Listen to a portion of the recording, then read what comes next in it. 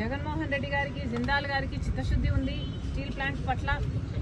ఇక వేగంగా steel plant కట్టేస్తారు, పూర్తయిపోతుంది అని అందరం అనుకున్నాం. కానీ అసలు విషయం జిందాల్ గారు, జగన్ గారు ఇద్దరూ కలిసి కాదంబరి అనే ఒక మహిళని ఎలా కట్టడి చేయాలి అని స్కీములు వేసుకున్నారు అని ఇప్పుడు అర్థమవుతుంది. మామూలు స్కీములు కాదు, ప్లాన్లు కాదు, మాస్టర్ ప్లాన్.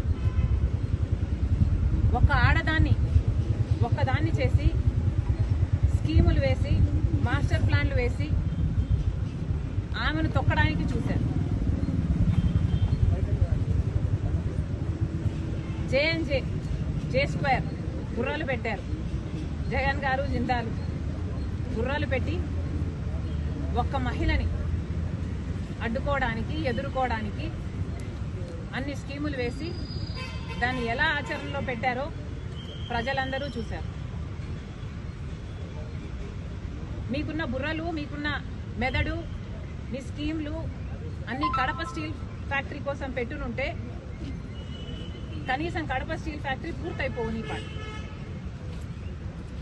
కానీ మీకు చిత్తశుద్ధి లేదు కాబట్టి, కడప స్టీల్ ఫ్యాక్టరీ కట్టాలి అనే చిత్తశుద్ధి జగన్ గారికి కానీ, జిందాల్ గారికి కానీ లేదు కాబట్టి ఇంతవరకు ఒక తట్టెడు మట్టి కూడా తీసి అటు పెట్టింది లేదు.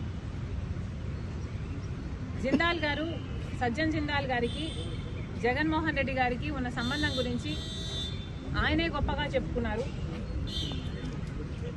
అది నిజం కాబట్టే జగన్మోహన్ రెడ్డి గారు జిందాల్ గారికి ఒక కడప స్టీల్ ఫ్యాక్టరీలోని 3500 ఎకరాలు ఇవ్వడమే కాకుండా రాష్ట్రంలో వివిధ ప్రాంతాల్లో ఉన్న మైన్స్ అయితేనేమి, ప్రాజెక్ట్స్ అయితేనేమి ఇవన్నీ కూడా కట్టబెట్టడం జరిగింది.